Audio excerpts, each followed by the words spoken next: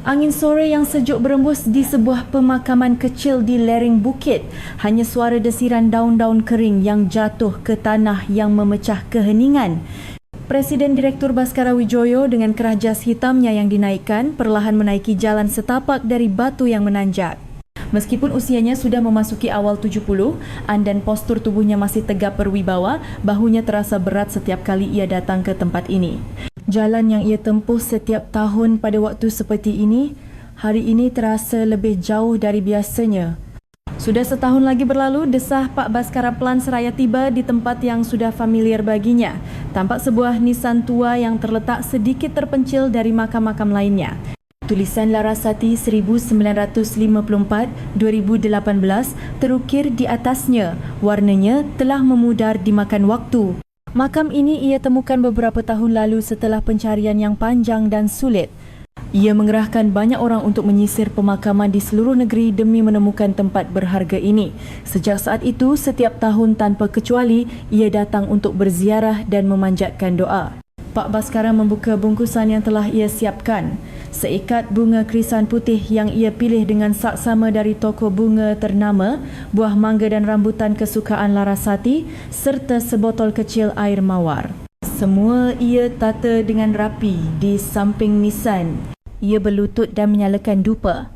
Asapnya mengepul tipis ke udara. Pak Baskara menangkupkan kedua tangan dan menundukkan kepala dalam-dalam.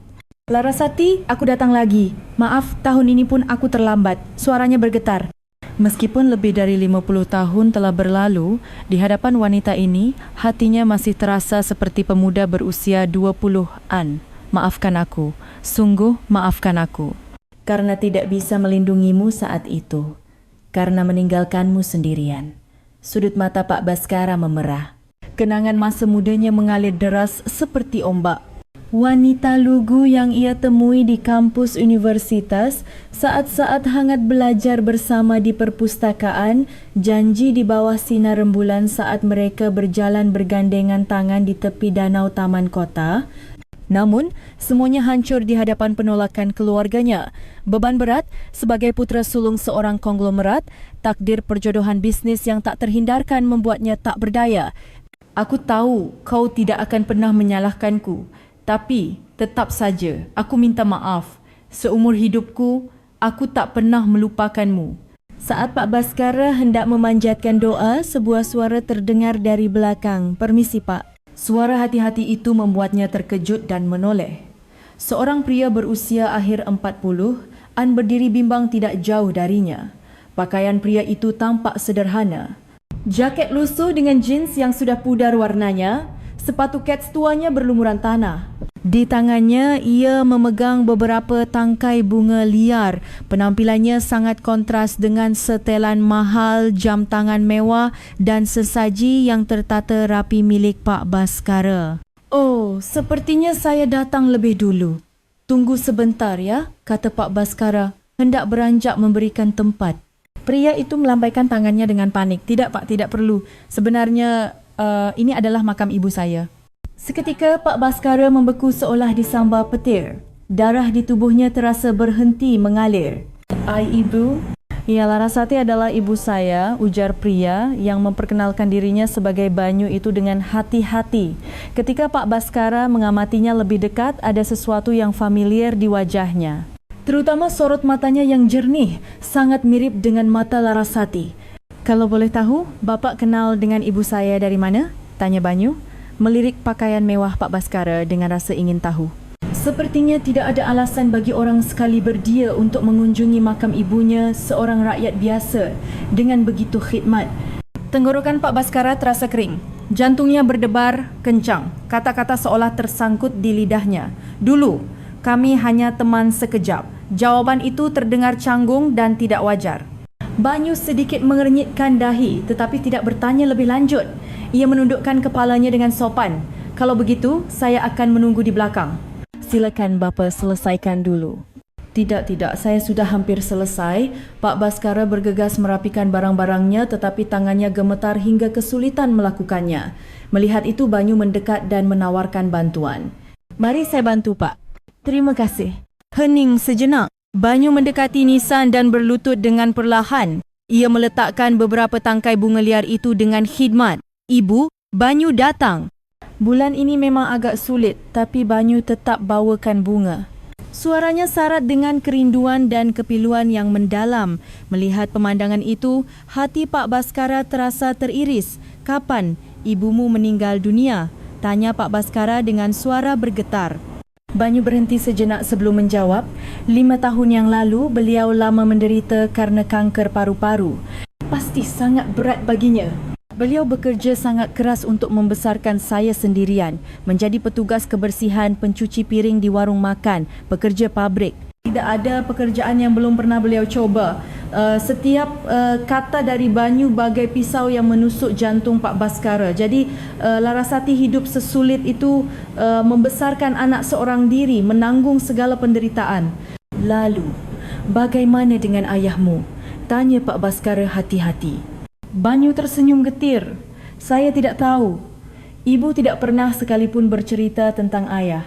Setiap kali saya bertanya, beliau hanya tersenyum. Saat itu lutut Pak Baskara terasa lemas. Jadi Larasati tidak pernah menceritakan tentangku sampai akhir hayatnya. Tapi ada yang aneh, lanjut Banyu. Sebelum meninggal, ibu sering sekali mengatakan sesuatu. Suatu saat nanti dia pasti akan datang. Kalau kita menunggu, dia akan datang. Sepertinya beliau sedang menunggu seseorang. Napas Pak Baskara tercekat. Larasati menungguku hingga saat-saat terakhirnya. Di rumah sakit pun begitu.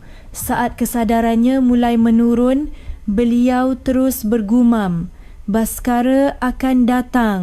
Kita harus menunggu sedikit lagi. Banyu menghentikan ceritanya. Pak Baskara benar-benar membeku. Dia meninggal sambil memanggil namaku. Apakah Bapa kenal seseorang bernama Baskara? Tanya Banyu sambil menatap lurus ke arah Pak Baskara. Pak Baskara tidak bisa menjawab. Tenggorokannya terasa tersumbat. Saya tidak tahu persis. Itu adalah kebohongan. Tapi bagaimana ia bisa mengatakan yang sebenarnya? Bahwa dirinya lah Baskara itu, pria yang telah meninggalkan Larasati. Banyu mengangguk dengan sedikit kecewa. Kalau begitu, mungkin hanya teman lama ibu. Terima kasih sudah datang berziarah. Tidak.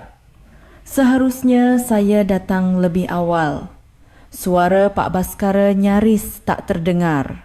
Banyu kembali menangkupkan kedua tangannya di depan makam. Ibu, teman baik ibu datang berkunjung. Ibu pasti senang. Pak Baskara tidak tahan lagi. Dadanya terasa akan meledak. Ia buru-buru bangkit. Saya harus pergi sekarang. Oh, baik Pak. Hati-hati di jalan. Semoga kita bisa bertemu lagi lain waktu. Banyu membungkuk dengan sopan. Pak Baskara berjalan menuruni jalan setapak dengan langkah gontai. Saat ia menoleh ke belakang, Banyu masih duduk di depan makam berbicara dengan ibunya. Ibu, apakah orang itu yang ibu tunggu? Kenapa tadi ia terlihat begitu terkejut? Gumaman Banyu terbawa angin. Pak Baskara menghentikan langkahnya. Mungkinkah anak itu sudah curiga? Sesampainya di tempat parkir, Pak Baskara duduk di kursi pengemudi tanpa bisa bergerak untuk beberapa saat. Tangannya terlalu gemetar untuk memutar kunci kontak. Mungkinkah anak itu benar-benar putraku? Ia teringat pernah mendengar desas-desus bahwa Larasati hamil tidak lama setelah mereka berpisah. Namun, ia tidak punya keberanian untuk memastikannya. Ia sudah terikat dalam perjodohan bisnis dan tidak punya kesempatan untuk menoleh ke belakang.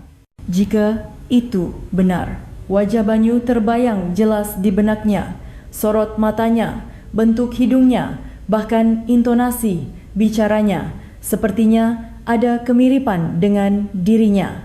Beberapa hari berlalu tetapi Pak Baskara tidak bisa lepas dari guncangan hari itu.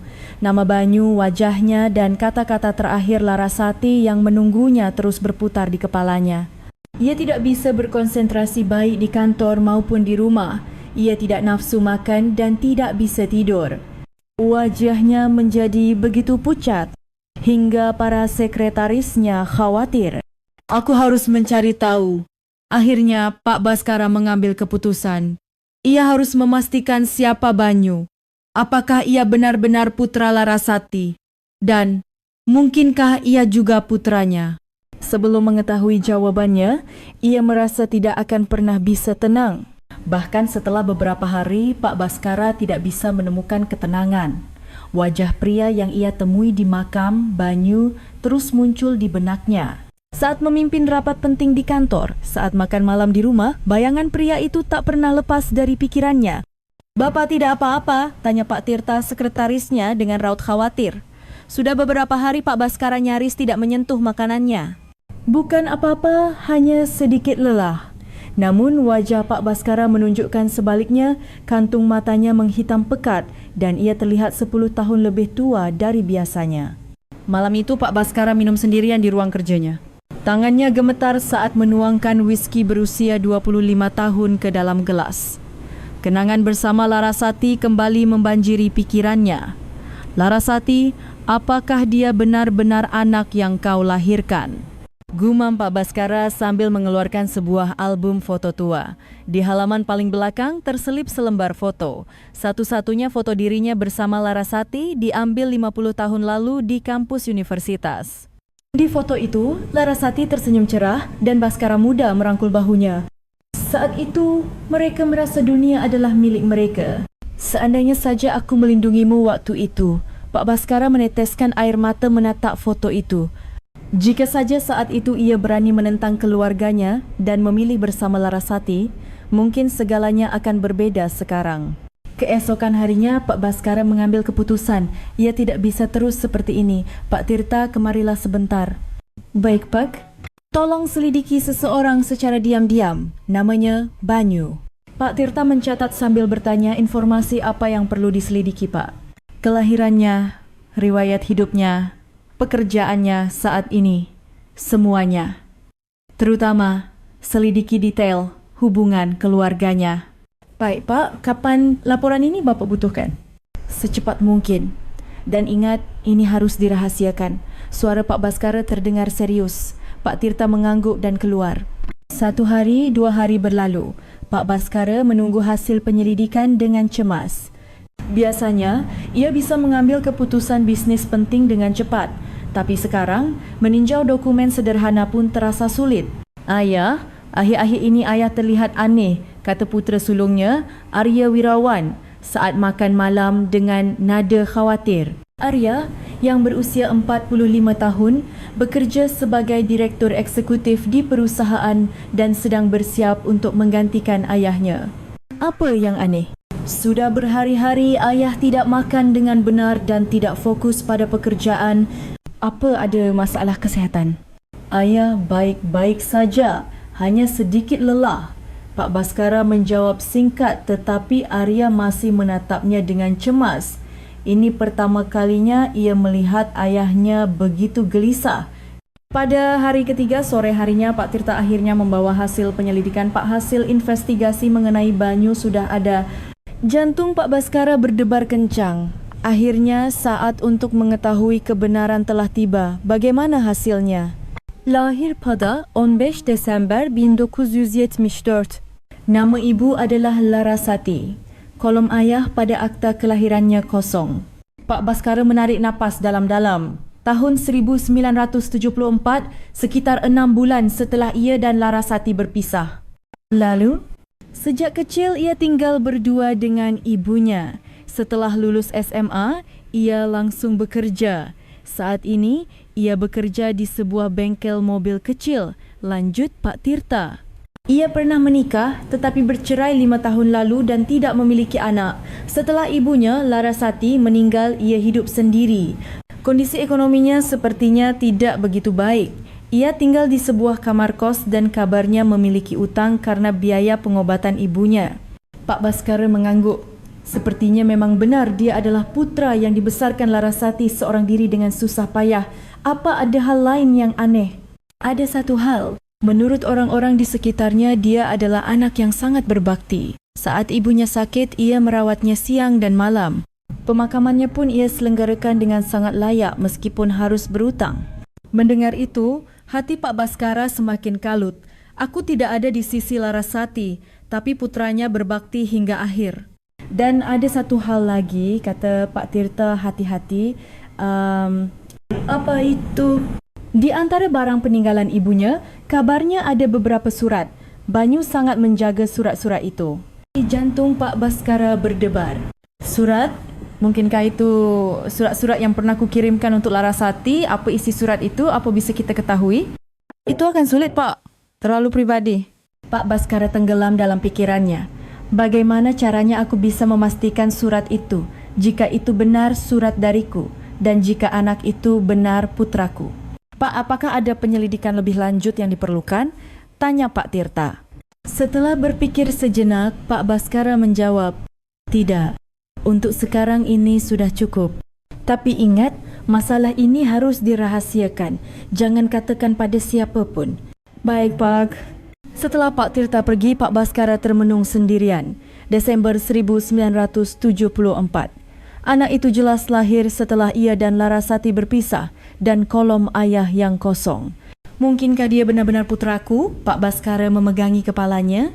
Jika benar, berarti selama hampir 50 tahun ia hidup tanpa mengetahui keberadaan putranya. Sementara anak itu tumbuh dalam kemiskinan, ia hidup nyaman bergelimang harta dan kekuasaan.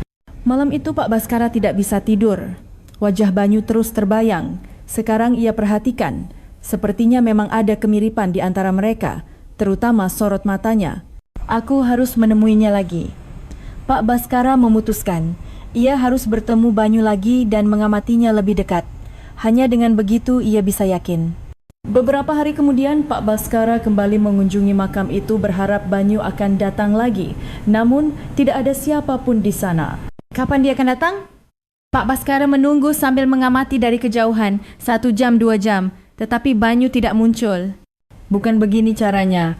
Pak Baskara memikirkan cara lain. Haruskah aku mendatangi bengkel tempatnya bekerja, tapi itu bisa menimbulkan kecurigaan. Beberapa hari kemudian, kesempatan tak terduga datang. Saat Pak Baskara mengunjungi makam, dari kejauhan ia melihat Banyu sedang menaiki jalan setapak.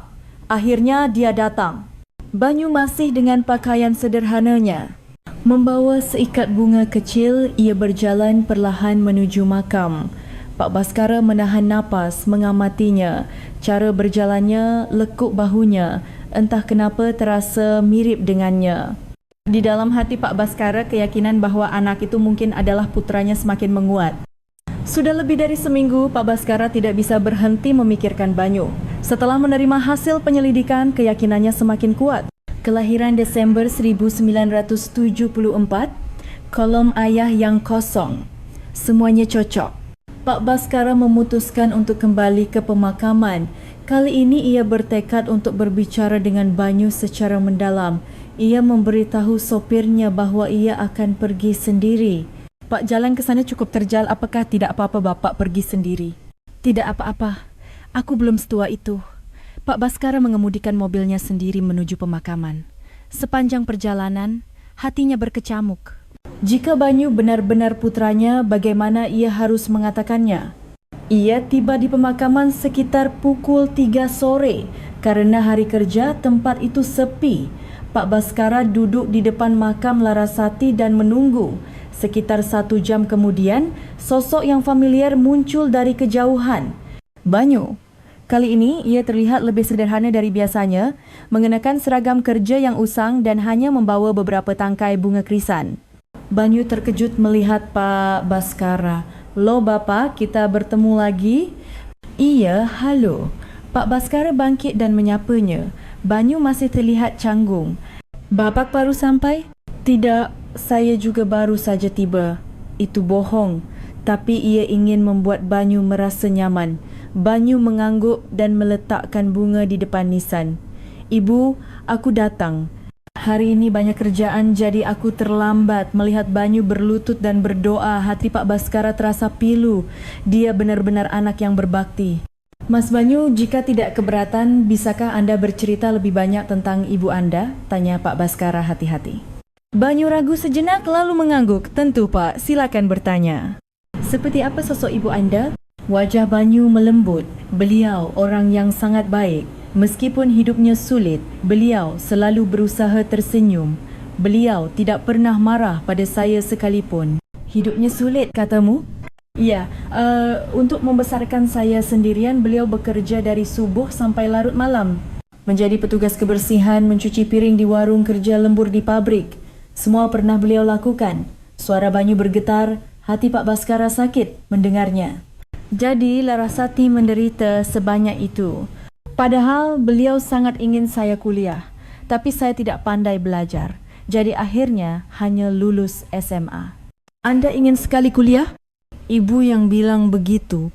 Kamu itu pintar, jadi harus kuliah dan jadi orang hebat. Tapi sepertinya saya lebih cocok bekerja dengan tangan. Banyu Tazenyum get here. Saya dengar Anda bekerja di bengkel. Iya, saya montir mobil. Pelanggan tidak banyak, tapi saya rasa ini pekerjaan yang jujur. Pak Baskara menatap tangan Banyu. Tangannya kotor karena oli dan penuh kapalan. Hidup yang sangat berbeda darinya. Apakah Anda mengalami kesulitan ekonomi? Tanya Pak Baskara hati-hati. Banyu ragu sejenak, lalu menjawab jujur. Sedikit, Pak. Ada utang biaya rumah sakit ibu, tapi cukuplah untuk hidup. Apakah utangnya banyak? Sekitar 30 juta rupiah. Biaya pengobatan ibu dulu sangat besar, 30 juta. Bagi Pak Baskara, jumlah itu hanya seperti uang jajan, tetapi ia tahu itu adalah beban besar bagi Banyu. Keluarga. Anda tidak punya keluarga lain? Tidak ada, hanya saya dan ibu. Saya pernah menikah tapi sudah bercerai, tidak punya anak. Banyu berkata dengan tenang. Hati Pak Baskara semakin pedih. Dia benar-benar sendirian, pasti kesepian.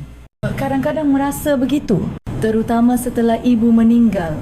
Tapi saya berusaha hidup dengan baik, seperti yang ibu ajarkan.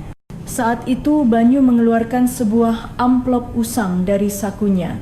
Ini surat peninggalan ibu. Kadang-kadang kalau saya membacanya, saya jadi lebih kuat. Jantung Pak Baskara berdebar. Surat apa itu? Ini surat yang ibu tinggalkan untuk saya. Tapi anehnya, ada juga surat yang saya terima waktu kecil. Banyu mengeluarkan selembar surat dari amplop. Surat itu sudah sangat tua, tulisannya memudar. Ini saya terima waktu SD, ibu yang menyimpannya. Saat Pak Baskara melihat surat itu, seluruh tubuhnya membeku. Gaya tulisan tangan itu, jelas itu adalah tulisan tangannya di surat yang ia kirimkan untuk Larasati 50 tahun lalu. Ibu membacakan surat ini setiap ulang tahun saya. Katanya, ini dari ayahmu, tapi beliau tidak pernah memberitahu siapa pengirimnya. Banyu memasukkan kembali surat itu ke dalam amplop dengan hati-hati. Napas Pak Baskara sesak. Surat yang kukirimkan untuk Larasati, dia menyimpannya selama 50 tahun. Apa yang tertulis di surat itu? Suara Pak Baskara bergetar. Banyu berfikir sejenak lalu menjawab, banyak kata-kata cinta dan permintaan maaf. Juga janji bahawa dia pasti akan kembali dan meminta untuk ditunggu. Pak Baskara tidak tahan lagi. Itulah suratnya. Surat terakhir yang ia kirimkan untuk Larasati 50 tahun lalu. Pak, bapa tidak apa-apa? Wajah bapa pucat sekali, tanya Banyu khawatir. Pak Baskara berusaha menguasai diri. Tidak apa-apa, hanya ceritanya sangat mengharukan. Saya juga selalu menangis setiap kali membacanya. Saya tidak tahu siapa ayah saya, tapi sepertinya dia sangat mencintai ibu. Ucapan Banyu membuat dada Pak Baskara terasa akan meledak.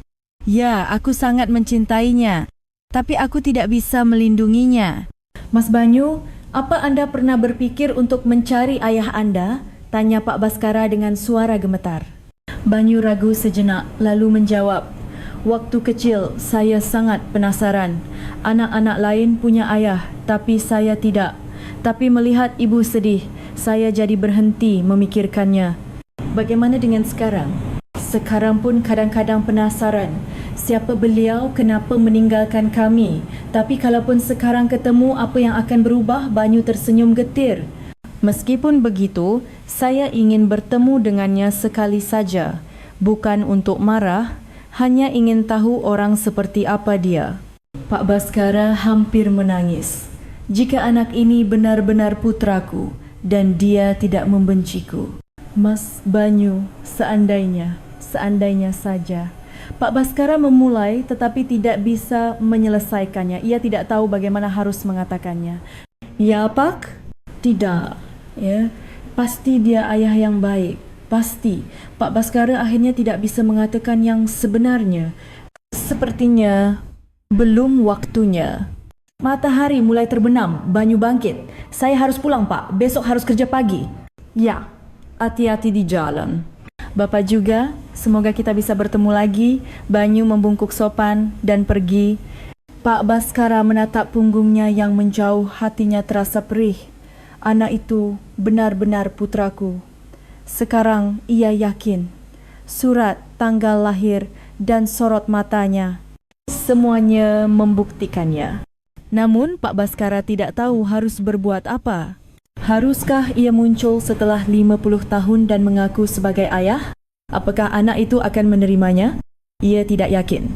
Pak Baskara tinggal sendirian di depan makam, berbisik pada Larasati, putra kita, tumbuh menjadi orang yang begitu hebat. Terima kasih dan maafkan aku. Malam itu Pak Baskara tidak bisa tidur. Sosok Banyu, kata-katanya, surat yang ia tunjukkan, semua terus berputar di kepalanya. Sekarang, ia harus memutuskan apa yang harus dilakukan. Selama 2 minggu, Pak Baskara tidak bisa menjalani kehidupannya dengan normal.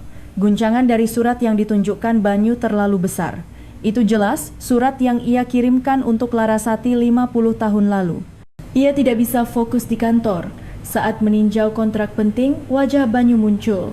Saat rapat Dewan Direksi, suaranya terngiang-ngiang. Pak, apakah Bapak benar-benar baik-baik saja? Tanya Pak Tirta lagi dengan khawatir. Wajah Pak Baskara semakin hari semakin kuyu. Aku baik-baik saya. Hanya sedikit lelah. Tapi Pak Baskara sama sekali tidak baik-baik saja. Ia tidak bisa tidur setiap malam dan nyaris tidak makan. Sore itu Pak Baskara membuat keputusan penting. Ia harus mencari bukti yang lebih kuat. Pak Tirta, bisakah kita bertemu dengan pengurus pemakaman itu? Pemakaman yang mana, Pak?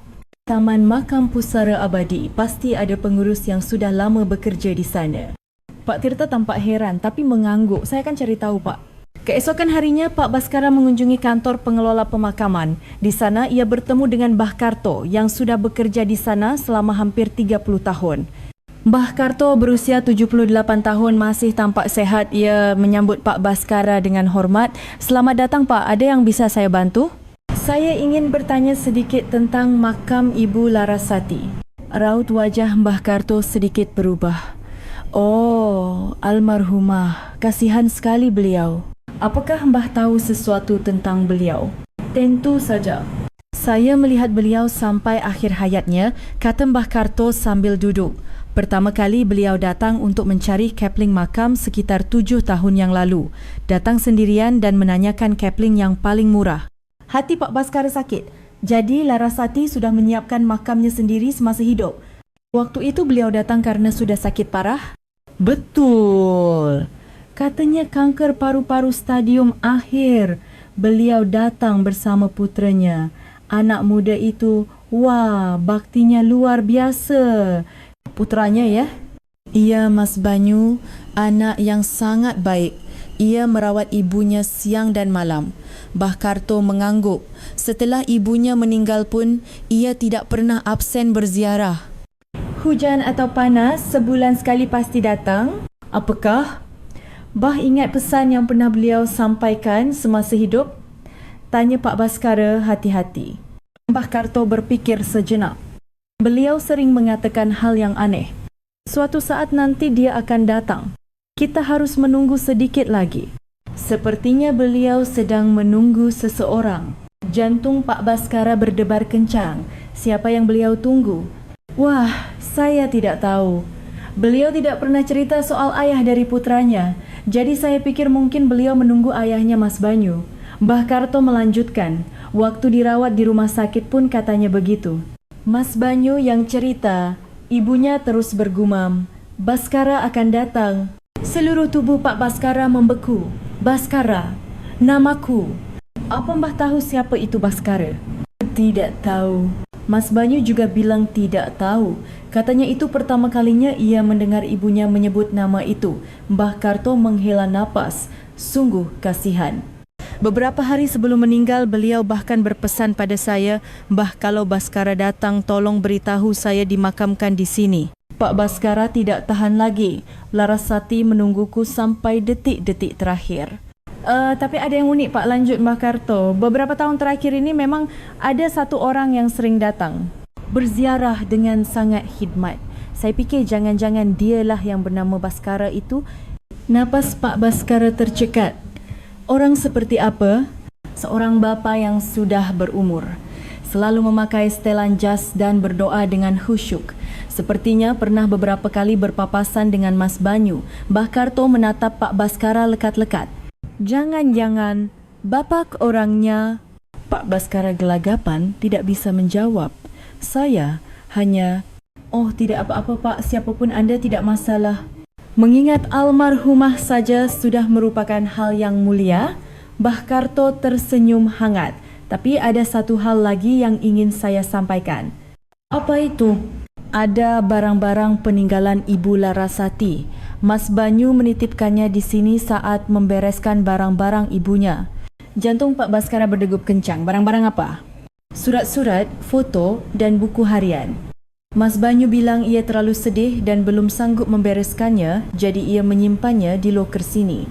Mbah Karto menunjuk ke sudut kantor. Apa Bapak mau melihatnya? Kalau dapat izin dari Mas Banyu, saya bisa tunjukkan. Pak Baskara ragu. Ia ingin sekali melihat peninggalan Larasati, tetapi ia tidak bisa melakukannya tanpa izin Banyu. Tidak, saya tidak bisa. Begitu ya? Kalau begitu saya akan tanyakan pada Mas Banyu nanti. Saat itu, dari kejauhan tampak sosok yang familiar. Banyu sedang berjalan menaiki jalan setapak. Wah, itu Mas Banyu datang, kata Mbah Karto sambil melambai. Banyu terkejut melihat Pak Baskara. Bapak, kita bertemu di sini. Ya, halo. Pak Baskara menyapa dengan canggung. Mbah Karto berkata, Mas Banyu, Bapak ini datang karena ingin tahu lebih banyak tentang almarhumah ibumu. Banyu tampak heran tentang ibu. Ya, jika tidak keberatan, bolehkah saya melihat barang-barang peninggalan ibu anda? Tanya Pak Baskara dengan suara bergetar. Banyu ragu sejenak lalu mengangguk. Boleh Pak, Mbah tolong ambilkan kotak itu. Mbah Karto mengambil sebuah kotak besar dari loker penyimpanan. Banyu membukanya. Ini barang-barang yang ibu simpan seumur hidupnya. Di dalam kotak itu ada surat-surat tua, foto-foto yang warnanya telah memudar, dan sebuah buku harian yang tebal. Melihatnya, Pak Baskara hampir menangis. Surat-surat ini, apakah ini surat yang pernah anda tunjukkan? Ya, betul. Banyu mengeluarkan beberapa lembar surat. Pak Baskara bisa mengenali tulisan tangannya. Itu benar-benar surat yang ia kirimkan untuk Larasati. Dan foto ini juga. Banyu menyodorkan selembar foto tua. Foto yang diambil 50 tahun lalu di kampus. Baskara muda dan Larasati tersenyum bersama. Pak Baskara benar-benar membeku. Tidak ada keraguan lagi. Banyu jelas adalah putranya. Pak, Bapak tidak apa-apa? Wajah Bapak pucat sekali, tanya Banyu khawatir. Pak Baskara berusaha menguasai diri. Tidak apa-apa, hanya terharu. Tetapi hatinya dilanda badai. Apa yang harus kulakukan sekarang? Haruskah aku mengatakan yang sebenarnya? Banyu membuka buku harian itu. Ini buku harian ibu. Di sini juga banyak cerita tentang orang yang bernama Baskara itu. Pak Baskara tidak punya keberanian untuk melihatnya. Apa yang Larasati tulis tentangnya, apakah berisi kebencian atau kerinduan? Mas Banyu, saya harus pergi sekarang. Pak Baskara tidak tahan lagi. Kebenaran ini terlalu berat. Baik Pak, hati-hati di jalan. Banyu membungkuk sopan. Pak Baskara keluar dari kantor pengelola dengan langkah gontai. Di dalam mobil ia menangis untuk waktu yang lama. Ia tidak menyangka kebenaran yang tersembunyi selama 50 tahun akan terasa seberat ini. Dia adalah putranya dan Larasati meninggal sambil menunggunya sampai akhir. Dan sekarang ia harus menanggung semua kebenaran ini sendirian. Saatnya telah tiba untuk benar-benar membuat keputusan. Mengungkapkan kebenaran atau terus menyembunyikannya. Sepanjang perjalanan pulang, Pak Baskara terus berpikir. Namun, jauh di lubuk hatinya, ia sudah tahu jawabannya. Setelah berpikir selama seminggu, Pak Baskara membuat keputusan besar. Ia tidak bisa terus hidup seperti ini.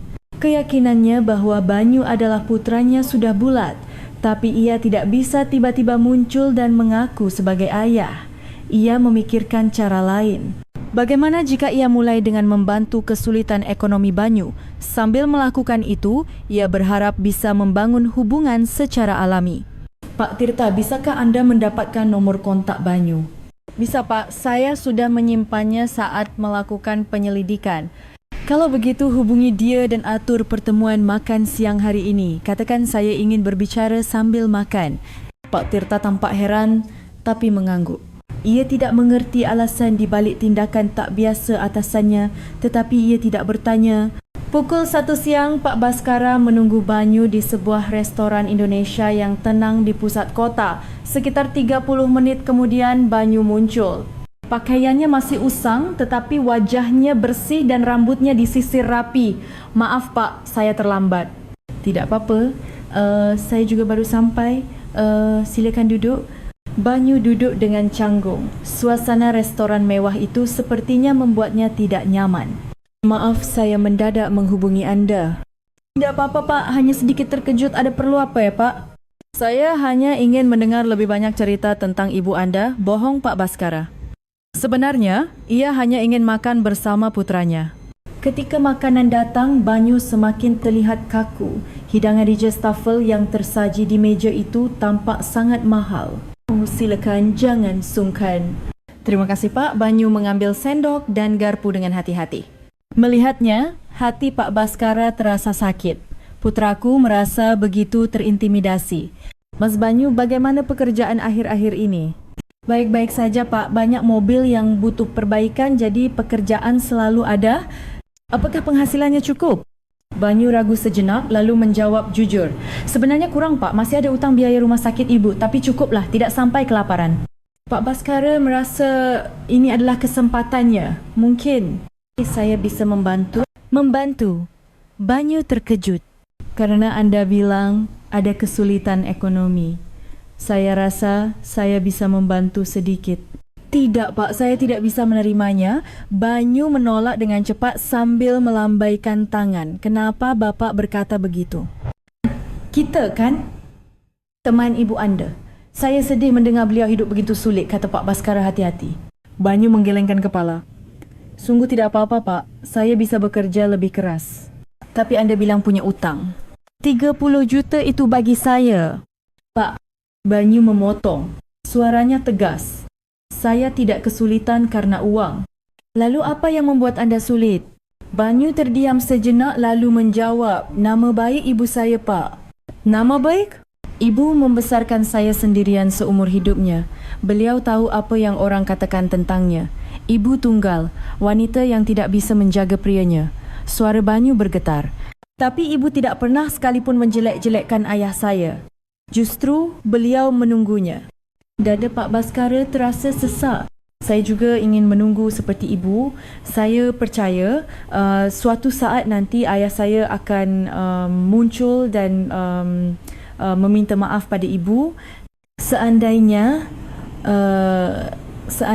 hal itu terjadi, tanya Pak Baskara dengan suara gemetar. Saya akan memaafkannya. Jawaban Banyu tegas. Tapi ada syaratnya. Syarat? Kembalikan nama baik ibu saya, beritahu dunia bahawa ibu saya bukan ibu tunggal yang ditinggalkan, tapi seorang wanita yang dicintai seseorang. Napas Pak Baskara tersyikat. Yang Banyu inginkan bukan uang, tapi pemulihan nama baik ibunya. Itulah sebabnya, meskipun Bapa menawarkan bantuan uang, saya tidak bisa menerimanya. Bukan itu yang saya inginkan. Banyu mengangkat kepala dan menatap lurus ke arah Pak Baskara. Apakah Bapa kenal ayah saya? Seketika jantung Pak Baskara serasa berhenti berdetak. Sepertinya Banyu sudah curiga. Kenapa anda bertanya begitu?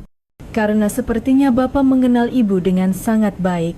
Banyu mengeluarkan surat dari sakunya. Surat yang sama yang ditulis Pak Baskara 50 tahun lalu. Tulisan tangan di surat ini sepertinya mirip dengan tulisan tangan Bapa. Seluruh tubuh Pak Baskara membeku. Banyu benar-benar sudah tahu. Sebelum meninggal, ibu pernah berkata sesuatu. Banyu membuka surat itu. Baskara pasti akan datang.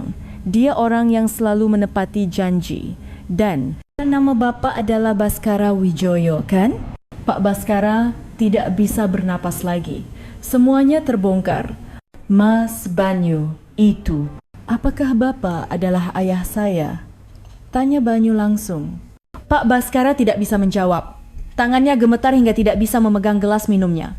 Tolong jawab, Pak. Suara Banyu tenang tapi tegas. Saya. Pak Baskara tidak bisa berkata-kata. Ia tidak menyangka rahasia yang ia simpan selama 50 tahun akan terungkap begitu tiba-tiba.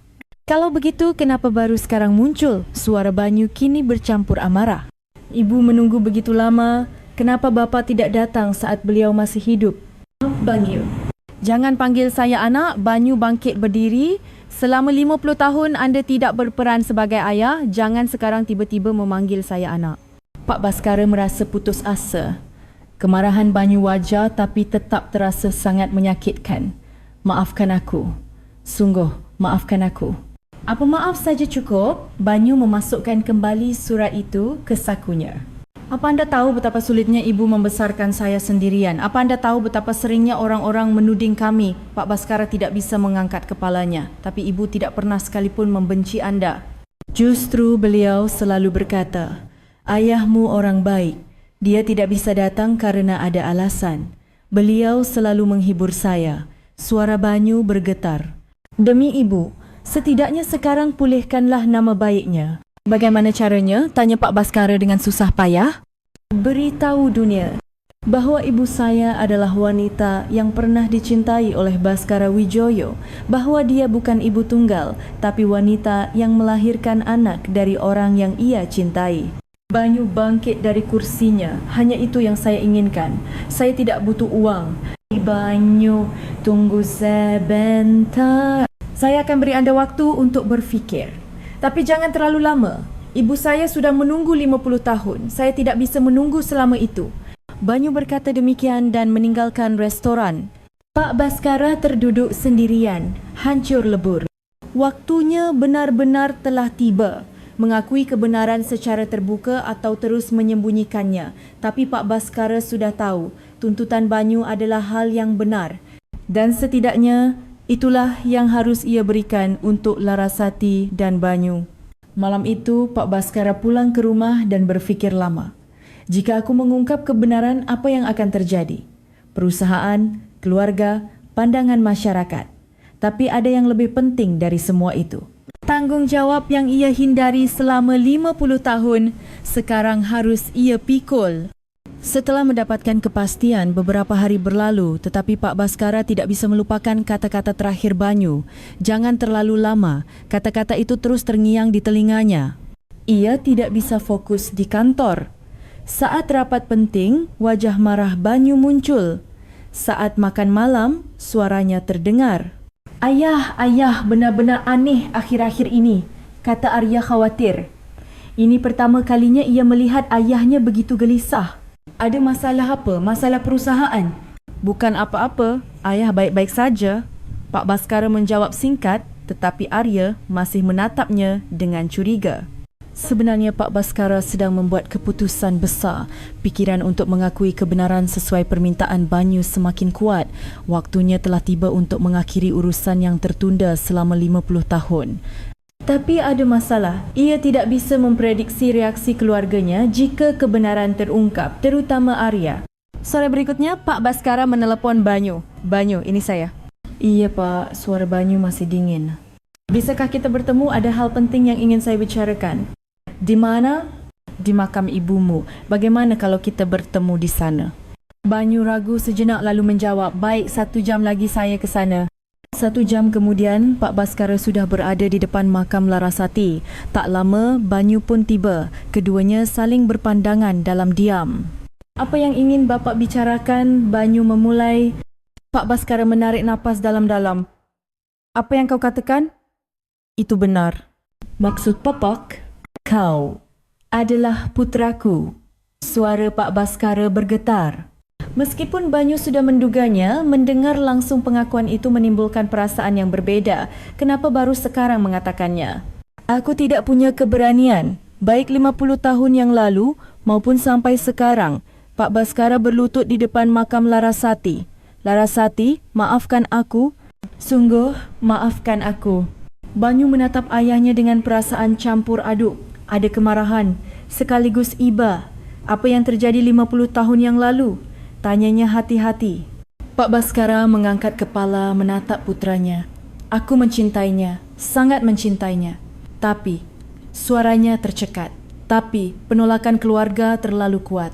Mereka tidak akan pernah menerima putra sulung konglomerat menikah dengan gadis biasa. Jadi, anda meninggalkan ibu? Suara Banyu dingin. Bukan meninggalkan. Aku tidak bisa melindunginya. Itu sama saya. Pak Baskara tidak bisa membantah. Pada akhirnya, ucapan Banyu benar. Kalau saat itu anda tahu ibumu hamil. Kalau tahu, lalu apa? Anda tetap tidak akan bisa melawan keluarga anda, kan? Kata-kata Banyu menusuk hatinya. Memang benar, saat itu pun ia mungkin tidak akan punya keberanian. Ya, kau benar, Pak Baskara menunduk. Itulah sebabnya aku lebih merasa bersalah. Karena tidak pernah mencarimu saat kau lahir dan tumbuh dewasa. Apa anda pernah berniat mencari? Pernah, tapi tidak punya keberanian, kan? Banyu memotong. Anda hidup seperti itu seumur hidup, tanpa keberanian. Kata-kata itu adalah yang paling menyakitkan bagi Pak Baskara karena itu adalah kebenaran.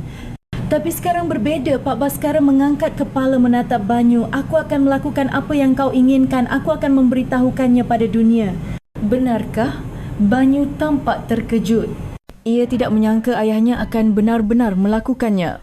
Ya, bahawa Larasati adalah wanita yang dicintai oleh Baskara Wijoyo dan kau adalah putra dari Baskara Wijoyo. Aku akan mengungkap semuanya. Suara Pak Baskara tegas. Banyu terdiam sejenak.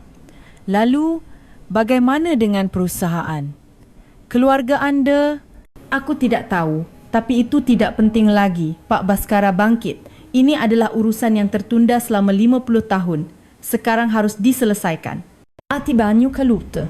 Apa yang ia inginkan akan terjadi, tapi ketika menjadi kenyataan, perasaan yang muncul berbeza. Pak, ayah. Banyu memanggilnya begitu untuk pertama kalinya. Mata Pak Baskara berkaca-kaca. Terima kasih. Tapi ada syaratnya. Suara Banyu masih dingin. Apa itu? Jangan akui saya sebagai anak anda. Apa Pak Baskara terkejut? Cukup pulihkan nama baik ibu saya. Saya tidak ingin menjadi putera anda. Kenapa? Kenapa begitu? Selama 50 tahun saya hidup tanpa ayah. Sekarang saya tidak butuh ayah. Kata-kata Banyu menusuk jantung Pak Baskara. Dan sejujurnya, saya sudah memaafkan, tapi saya tidak bisa mencintai anda. Pak Baskara merasa hancur, tapi ia bisa memahami perasaan Banyu. Baiklah, aku akan melakukan apa yang kau mau. Saat itu, dari kejauhan terdengar suara mobil. Seseorang datang. Sepertinya itu mobil di rumah, gumam Pak Baskara. Benar saja, itu mobil Arya. Siapa itu? Tanya Banyu. Anak sulungku, Arya. Arya turun dari mobil dan mendekat. Wajahnya tampak bingung. Ayah, sedang apa di sini? Arya melihat Banyu, ekspresinya semakin heran. Dan siapa orang ini? Pak Baskara dan Banyu saling berpandangan. Momen di mana segalanya akan dimulai telah tiba. Arya, Pak Baskara memulai. Orang ini. Dia. Kata-kata sulit keluar. Tapi ia tidak bisa menyembunyikannya lagi. Dia adalah kakakmu. Arya mengerjapkan mata, seolah tidak mengerti. Kakak, apa maksud ayah? 50 tahun yang lalu, ayah mencintai seorang wanita. Dia adalah putra yang dilahirkan oleh wanita itu. Wajah Arya memucat. Apa maksudnya ini? Ayah punya anak lain? Benar. Mendengar itu, Arya benar-benar membeku. Lalu tiba-tiba ia marah. Ayah, sadarlah, apa-apaan ini? Arya, tenanglah. Tenang? Tiba-tiba ayah bilang aku punya kakak. Arya menatap Banyu dengan tajam. Apa yang kau katakan pada ayahku? Kau mencoba memerasnya, kan? Arya, bentak Pak Baskara. Banyu benar-benar kakakmu. Kita bisa tes DNA kalau perlu. Arya tidak percaya. Ia hampir menyerang Banyu. Apa yang kau lakukan pada ayahku? Arya, hentikan. Pak Baskara menahan putranya. Banyu berkata dengan tenang, saya tidak meminta apapun, baik uang, harta, maupun keluarga. Lalu apa yang kau mau? Hanya pemulihan nama baik ibu saya? Arya bingung. Situasinya benar-benar berbeza dari yang ia bayangkan. Ayah, apa ini benar-benar terjadi? Tanya Arya dengan suara bergetar. Pak Baskara mengangguk.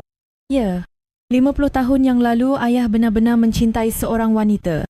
Arya hampir terjatuh. Sosok ayahnya yang ia kenal selama ini sangat berbeza. Lalu, ayah akan memberitahukan ini pada dunia. Harus. Ayah, bagaimana dengan perusahaan? Keluarga kita? Suara Arya putus asa. Aku tidak tahu, tapi ini adalah hal yang harus dilakukan. Tekad Pak Baskara sudah bulat. Banyu menyaksikan percakapan ayah dan anak itu dengan perasaan campur aduk. Sekarang, segalanya benar-benar dimulai. Mengingat kembali, semua ini dimulai pada musim semi tahun 1973. Baskara Wijoyo, 22 tahun, mahasiswa tingkat 3 Fakultas Ekonomi Universitas Indonesia, masa depannya sudah direncanakan oleh keluarganya. Baskara, kau adalah harapan keluarga kita. Ayahnya, seorang konglomerat, selalu berkata demikian, menekankan tanggungjawab. Kau tahu betapa besar perusahaan dan harta yang akan kau warisi kan? Ingat, tanggungjawabmu juga sebesar itu. Baskara berusaha memenuhi harapan ayahnya. Nilainya bagus, perilakunya sopan dan ia patuh mengikuti jalan yang telah ditentukan. Namun, pada bulan April tahun itu di perpustakaan ia mengalami pertemuan yang menentukan. Permisi mas, apa buku ini sudah selesai dibaca? Suara yang jernih dan lembut terdengar. Baskara mengangkat kepala dan melihat seorang mahasiswi cantik berdiri di hadapannya. Rambutnya disisir rapi, matanya jernih dan senyumnya malu-malu. Baskara jatuh cinta pada pandangan pertama. Oh, iya. Sudah. Silakan. Terima kasih. Mahasiswi itu adalah Larasati, mahasiswi tingkat 2 sastra Indonesia. Putri dari keluarga kelas menengah biasa, rajin dan baik hati, disukai oleh dosen dan teman-temannya. Sejak hari itu, Baskara sering bertemu Larasati di perpustakaan. Awalnya ia mengira itu kebetulan, tapi sebenarnya Baskara sengaja datang pada jam-jam Larasati berada di sana. Kita bertemu lagi ya. Iya, sepertinya kita sering bertemu. Larasati juga menyadari kehadiran Baskara, seorang senior yang tampan dan pintar. Setelah sebulan saling bertemu seperti itu, Baskara memberanikan diri. Kalau ada waktu, mau minum teh bersama. Larasati ragu sejenak lalu mengangguk. Boleh. Pertemuan mereka berlanjut semakin sering. Minum teh, berjalan-jalan di kampus, kadang berkencan di tepi danau taman kota. Larasati, apa impianmu? Aku ingin menjadi guru, mengajar anak-anak. Mimpi yang bagus. Kau pasti akan jadi guru yang baik. Kalau Mas Baskara, aku sebenarnya tidak punya mimpi. Aku hanya harus hidup sesuai yang ditentukan keluarga. Suara Baskara terdengar sedikit getir. Larasati merasa kasihan padanya. Pasti ada mas. Mimpi milik mas sendiri. Kalau ada, mungkin hidup sederhana bersamamu adalah mimpiku. Pengakuan Baskara membuat wajah Larasati memerah. Cinta mereka semakin dalam. Pada musim panas 1973, Baskara secara resmi menyatakan perasaannya. Larasati, maukah kau menjadi pacarku? Iya mas, aku juga menyukaimu. Sejak musim gugur itu, mereka resmi menjadi sepasang kekasih. Bagi Baskara, ini adalah cinta sejatinya yang pertama. Begitu pula bagi Larasati. Namun, masalah segera muncul. Keluarga Baskara sudah menentukan calon isterinya. Baskara, setelah kau lulus, kita akan langsung mengadakan pertunangan, kata ibunya suatu hari. Pertunangan? Iya, dengan putri keluarga konglomerat lain. Semua orang tua setuju kalian sangat serasi. Kepala Baskara terasa kosong. Ibu, aku tidak mau menikah. Apa maksudmu? Kau putra sulung. Tentu saja harus menikah. Apa? Jangan-jangan kau punya pacar? Pertanyaan tajam ibunya membuat Baskara tidak bisa menjawab. Malam itu, Baskara bertemu Larasati. Larasati, kita dalam masalah besar. Wajah Larasati memucat saat Baskara menjelaskan situasi keluarganya. Lalu, bagaimana dengan kita? Aku tidak tahu. Tapi aku tidak akan menyerah. Baskara menggenggam erat tangan Larasati. Aku akan berusaha. Aku akan mencuba meyakinkan keluargaku. Namun, kenyataan tidak mudah. Begitu Baskara menceritakan tentang Larasati di rumah, badai pun datang. Apa, pacaran? Ayahnya berteriak marah. Putuskan dia segera. Ini memalukan keluarga kita. Ayah, Larasati orang baik. Apa peduliku? Kalau latar belakang keluarganya tidak sepadan, tidak bisa. Ibunya pun sama. Baskara, sadarlah. Kau putra sulung konglomerat. Kau tidak bisa menikah dengan sembarang orang. Tapi aku mencintainya. Cinta? Apa pentingnya itu? Pernikahan adalah urusan antar keluarga. Baskara putus asa. Seluruh keluarga menentangnya, bahkan kakek neneknya. Selama berbulan-bulan, Baskara mencuba meyakinkan mereka, tapi sia-sia. Pengawasan justru semakin ketat. Baskara, ayah tahu kau masih menemuinya. Sadarlah, ayahnya bahkan menyuruh orang untuk mengawasinya. Pada musim semi 1974, situasi memburuk. Keluarganya menetapkan tanggal pertunangan. Bulan Juni kita adakan pertunangan, tidak bisa ditunda lagi. Kata-kata ibunya membuat Baskara benar-benar putus asa. Malam itu Baskara menceritakan semuanya pada Larasati. Larasati, maafkan aku. Mas, Larasati sudah menduganya. Keluarga memaksaku bertunangan. Aku tidak bisa bertahan lagi. Jadi, kita berakhir. Mata Larasati berkaca-kaca. Tidak, aku akan mencari cara. Tapi Baskara sendiri tidak yakin. Tekanan keluarga terlalu kuat dan ia baru berusia 23 tahun. Larasati, tunggu aku sebentar. Saat aku dewasa, saat aku mewarisi perusahaan, aku bisa melakukan apa yang ku mau. Berapa lama aku harus menunggu? Aku tidak tahu, tapi aku pasti akan kembali. Baskara menulis surat untuk Larasati, berisi kata-kata cinta, permintaan maaf dan janji akan kembali. Simpan surat ini sampai aku kembali.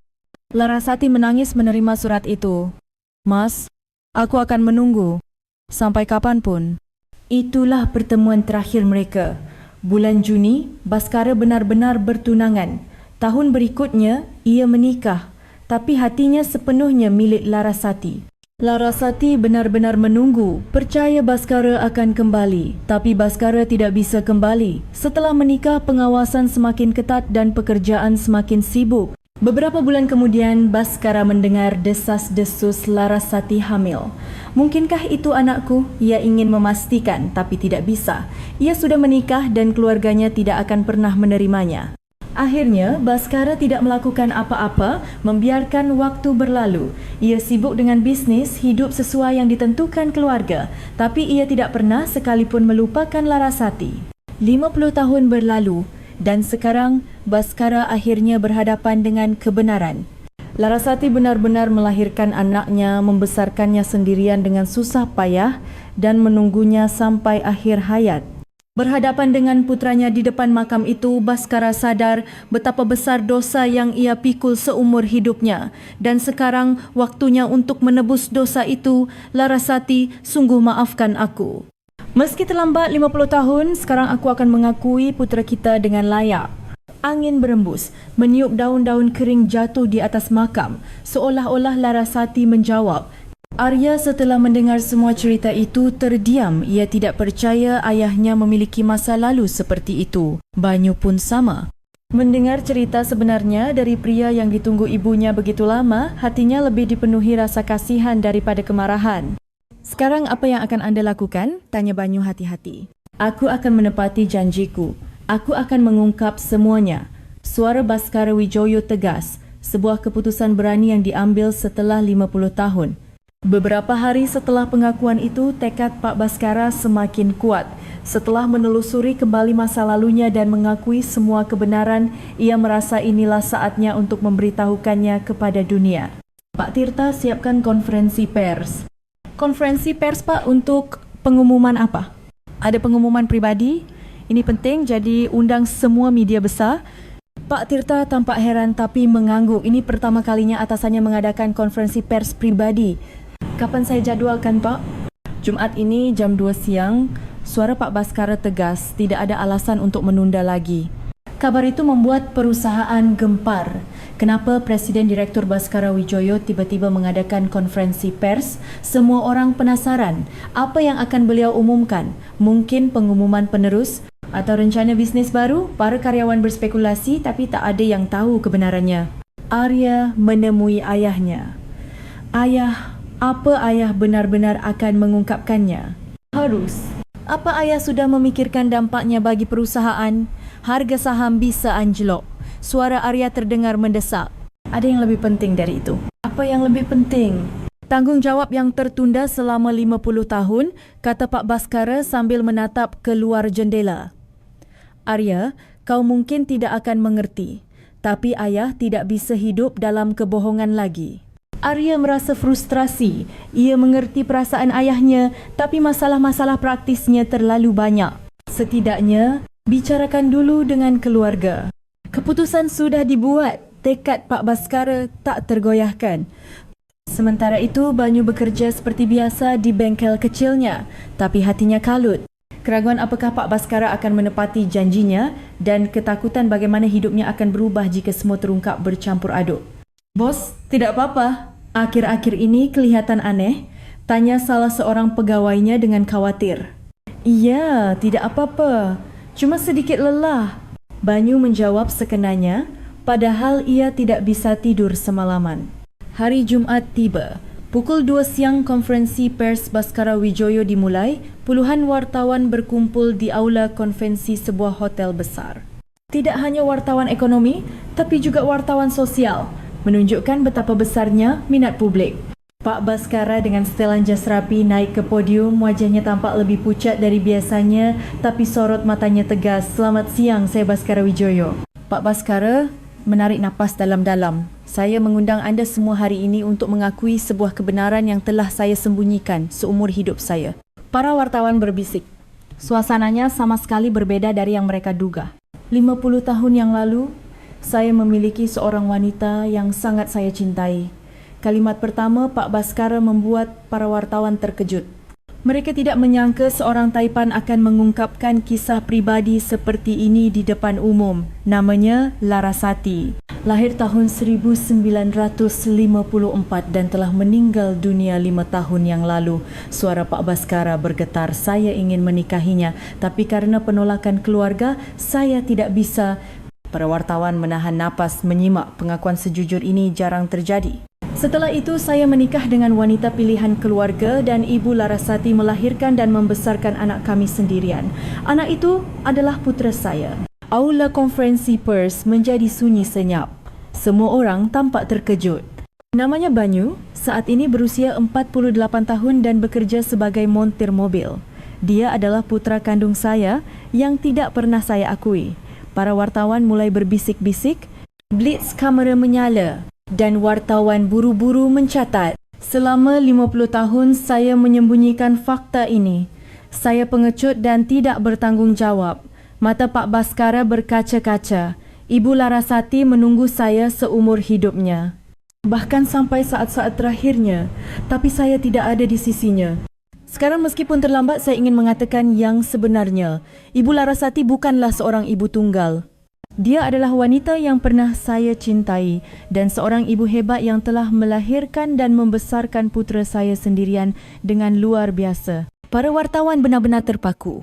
Kepada Banyu, kepada putera saya sungguh minta maaf karena sama sekali tidak menjalankan peran sebagai ayah, karena membiarkannya menderita bersama ibunya. Suara Pak Baskara benar-benar bergetar. Tapi Banyu tumbuh menjadi orang yang hebat. Ia merawat ibunya sampai akhir dan hidup dengan jujur. Dia jauh lebih hebat dari saya. Seorang wartawan mengangkat tangan. Pak, lalu bagaimana dengan struktur suksesi perusahaan? Banyu tidak tertarik dengan manajemen perusahaan. Ia hanya meminta agar nama baik ibunya dipulihkan. Bagaimana dengan warisan? Itu pun ia tidak inginkan. Banyu adalah anak yang sangat tulus. Wartawan lain bertanya, Apakah keluarga anda sudah tahu? Tidak, tidak ada yang tahu. Ini adalah pertama kalinya saya mengungkapkannya. Pak Baskara terus menjawab pertanyaan. Konferensi pers yang berlangsung sekitar 30 menit itu mengejutkan semua orang. Beberapa jam setelah konferensi pers berakhir, berita meledak. Presiden Direktur Baskara Wijoyo akui putra yang disembunyikan selama 50 tahun. Kisah cinta tersembunyi keluarga konglomerat. Pemulihan nama baik ibu jadi tujuan, klaim putra kandung. Internet riuh, komentar membanjir dan reaksi publik beragam. Kisah yang romantis. Untuk apa diakui setelah 50 tahun? Keputusan yang berani, kemunafikan kaum elit. Hebat. Putranya tidak mau uang. Banyu melihat berita itu di bengkelnya. Melihat namanya dikenal di seluruh negeri, perasaannya campur aduk. Bos, ini beneran? Tanya pegawainya dengan kaget. Iya, benar. Wah, berarti bos ini anak konglomerat? Begitulah. Tapi raut wajah Banyu tidak terlihat senang. Sementara itu, Arya di rumah menonton berita dengan perasaan kacau. Bagaimana aku akan ke kantor besok? Bagaimana dengan harga saham? Apa kata orang? Berbagai kekhawatiran memenuhi kepalanya. Malam itu, Pak Baskara minum sendirian di rumah. Ia merasa akhirnya meletakkan beban yang ia pikul selama 50 tahun. Telepon berdering, Banyu. Pak, saya sudah lihat beritanya. Ya, aku sudah menepati janji. Terima kasih. Suara Banyu terdampak tenang. Sekarang ibu bisa beristirahat dengan tenang. Banyu. Ya, Pak. Oh, sungguh maafkan aku. Sudahlah, Pak, jangan katakan itu lagi. Semua sudah berlalu. Banyu berkata demikian dan menutup telefon. Pak Baskara meletakkan telefon dan menatap keluar jendela. Ini benar-benar sebuah awal yang baru. Setelah 50 tahun, ia akhirnya mengatakan yang sebenarnya. Tapi ini bukan akhir, melainkan awal.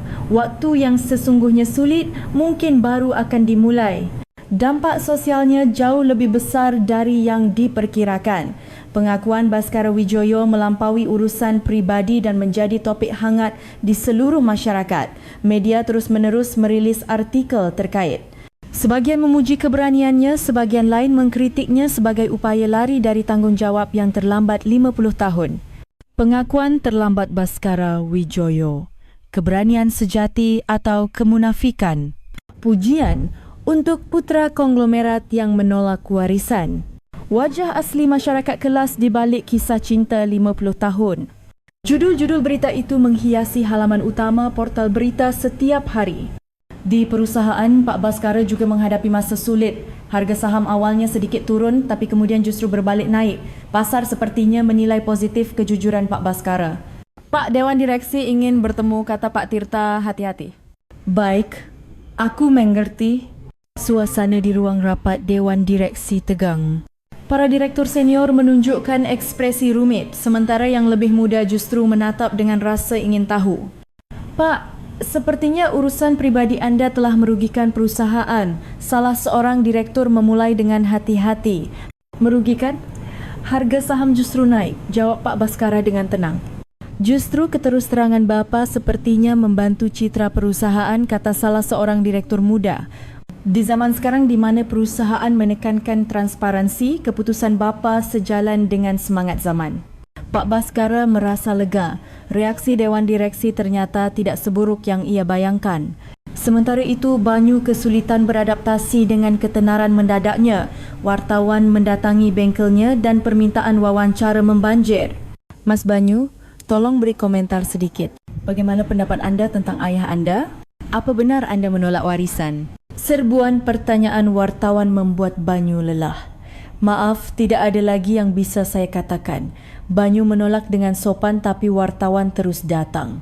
Suatu hari, seorang tamu tak terduga datang ke bengkel. Arya. Halo. Arya menyapa dengan canggung. Banyu terkejut. Oh, halo. Ada perlu apa? Hanya ingin bertemu dengan kakak. Saat Arya memanggilnya kakak, Banyu semakin bingung. Jangan panggil saya begitu. Saya tidak terbiasa. Tapi itu kenyataannya kan? Kakak lahir lebih dulu. Suara Arya terdengar rumit, campuran antara marah, penasaran dan rasa kedekatan yang aneh. Mau minum kopi? Ajak Arya. Banyu ragu tapi akhirnya mengangguk. Di kafe terdekat, keduanya duduk berhadapan. Hening yang canggung menyelimuti. Kak, apa benar tidak mau harta sedikit pun? Tanya Arya hati-hati. Iya, sama sekali. Kenapa? Itu kan hak Anda. Saya tidak pernah hidup dengan hal-hal seperti itu. Hidup saya sekarang sudah cukup. Jawaban Banyu membuat Arya tampak heran. Kalau saya mungkin tidak akan tahan. Kita dibesarkan dengan cara yang berbeza, kata Banyu tenang. Kakak tidak membenci ayah? Dulu benci, sangat. Jawab Banyu jujur. Waktu kecil, saya sering menangis kenapa hanya saya yang tidak punya ayah. Melihat ibu menderita, saya juga marah.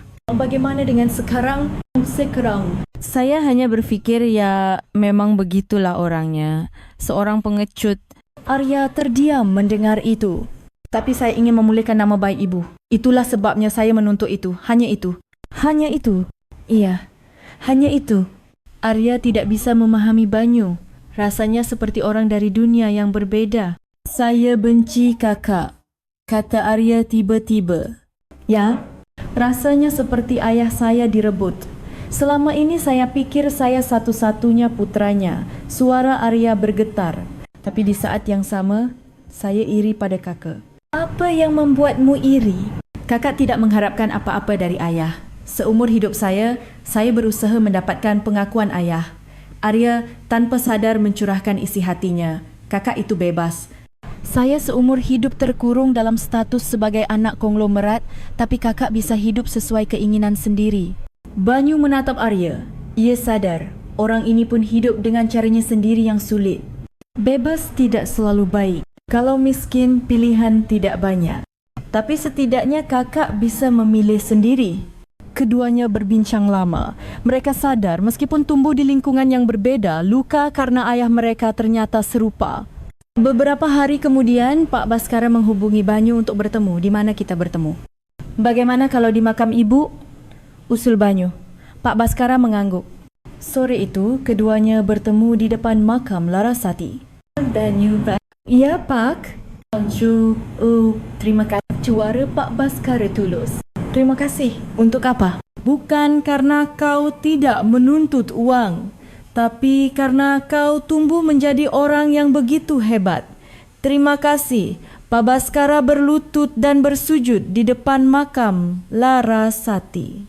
Larasati, putra kita tumbuh dengan begitu mengagumkan. Terima kasih. Banyu menatap ayahnya dengan perasaan campur aduk.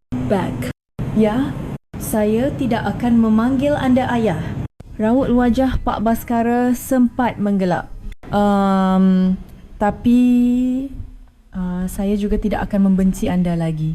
Banyu, bagaimana kalau kita hanya berteman saja? Usul Banyu. Pak Baskara berfikir sejenak. Baiklah, sesuai keinginanmu. Terima kasih. Keduanya bersujud berdampingan di makam Larasati sebagai ayah dan anak, tapi juga sebagai dua pria yang mengenang satu wanita yang sama.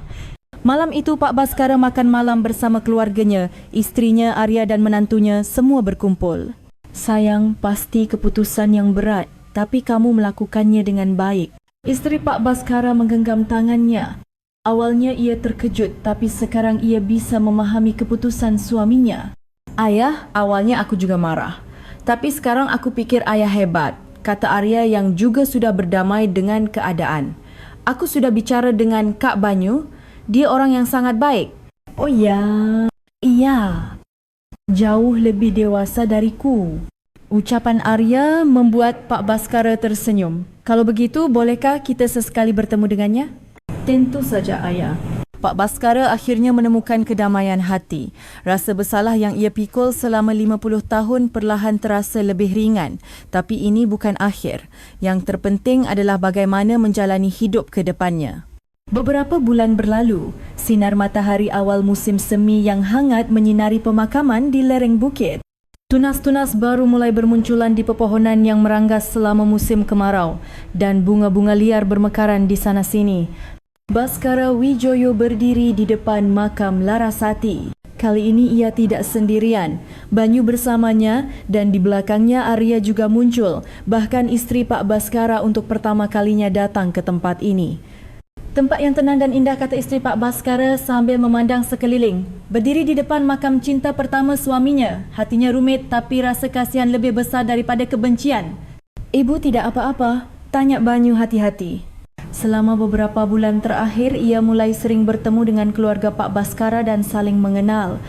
Ibu tidak apa-apa, ibu ingin menyapa beliau. Isteri Pak Baskara berlutut di depan makam Larasati. Ibu Larasati, perkenalkan, saya isteri Baskara, suaranya bergetar. Terima kasih banyak telah membesarkan Banyu menjadi pemuda yang begitu hebat. Anda pasti sangat luar biasa bisa membesarkannya sendirian. Air mata menetes di pipi isteri Pak Baskara. Maafkan saya. Suami saya tidak punya keberanian sehingga anda pasti sangat menderita. Banyu merasa hangat melihatnya. Wanita ini tulus merasa bersalah untuk ibunya. Ibu jangan berkata begitu. Ini bukan salah ibu. Bukan Banyu. Aku juga punya tanggungjawab. Sanggahnya. Seharusnya aku menyadari penderitaan suamiku, tapi aku membiarkannya memikul beban itu sendirian selama 50 tahun. Kata-kata istrinya menyentuh hati Pak Baskara. Ia merasa beruntung telah hidup bersama wanita berhati mulia seperti itu. Arya juga bersujud di depan makam. Ibu Larasati, saya Arya. Terima kasih telah membesarkan Kak Banyu menjadi orang yang begitu baik. Selama beberapa bulan terakhir, Arya banyak berubah. Setiap kali bertemu Banyu, ia memanggilnya kakak dan tulus menghormatinya. Awalnya saya benci kakak. Rasanya seperti ayah direbut. Tapi sekarang saya bersyukur punya kakak. Suaranya tulus. Saya banyak belajar darinya. Bagaimana bisa hidup dengan hebat tanpa uang atau kekuasaan? Banyu tersenyum menatap Arya. Awalnya canggung, tapi sekarang ia benar-benar menganggapnya sebagai adiknya. Arya, kau terlalu memuji. Tidak, Kak. Sungguh. Keempatnya duduk berdampingan di depan makam. Angin musim semi meniup kelopak bunga, menerbangkannya ke udara. Larasati, kata Pak Baskara pelan. Sekarang kau bisa beristirahat dengan tenang, kan? Banyu sudah tumbuh hebat dan nama baikmu sudah dipulihkan. Suara Pak Baskara terdengar damai, sangat berbeda dari beberapa bulan lalu. Dan berkat Banyu, aku mendapatkan keluarga baru. Pak Baskara meletakkan tangannya di bahu Banyu. Dia memang belum memanggilku ayah, tapi aku percaya suatu saat nanti hari itu akan datang. Banyu menatap Pak Baskara. Ia merasa pria ini juga banyak berubah. Lebih jujur, lebih manusiawi.